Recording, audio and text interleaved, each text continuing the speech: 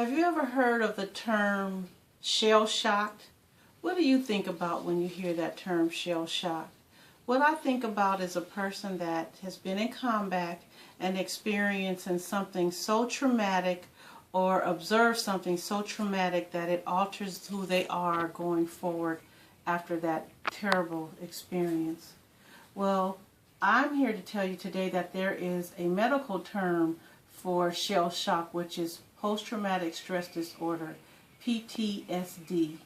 And post-traumatic stress disorder, if it goes undetected, it can change a person's behavior and their demeanor, and in a drastic way where even the parents don't recognize who they are and don't understand why they've changed in such a way.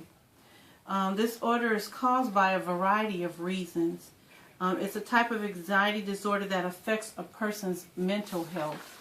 And so I've done some research regarding this illness, and because I've been personally impacted by this illness, my son has just been recently diagnosed with post-traumatic stress disorder.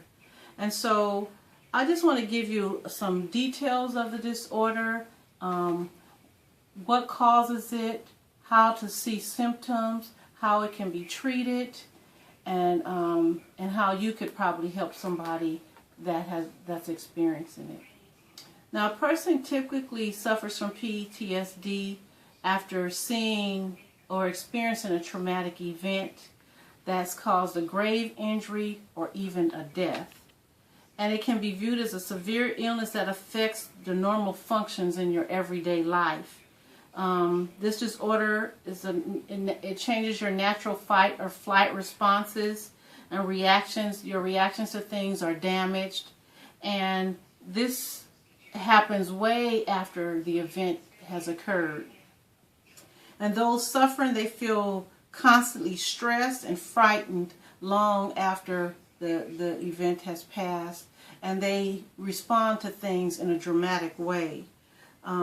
So this is what the person is experiencing, but let's see what's caused those types of responses or changes in their life. Sometimes people have been physically injured where they've experienced something life-threatening, that they can have experienced something that caused some intense fear,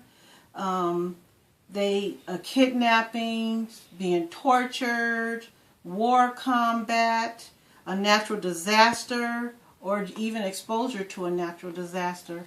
And all of those experiences traumatic, but sometimes you can acquire PTSD even if the experience you've experienced is not traumatic, like unemployment or divorce. Sometimes people acquire that illness after those types of situations. So now let's see what the symptoms are. The symptoms are a reoccurring event or trauma where they're having bad dreams, or they keep visioning the situation happen over and over again in their mind, or they want to, as it develops in such a way that it becomes a phobia if they ever go around the location or a certain person or the place where this experience took place. And sometimes they become numb to emotions, to try to fight away the pain. But and then there's also some physical signs of hyperarousal, including sleeping disorders, trouble concentrating, being very irritable, sometimes drugs, alcohol, poor concentration, blackouts. It's so debilitating to the fact that, for example, if you wanted to run a marathon and you had a broken leg, that's how debilitating this illness could be. So once you determine that the person has the illness, then how is this illness treated?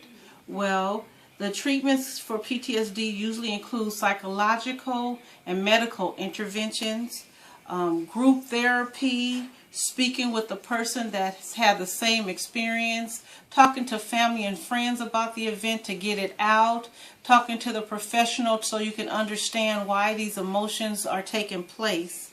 So for PTSD, we've covered why you can acquire this traumatic stress by experiencing the traumatic situation or death or a major disaster, and then some of the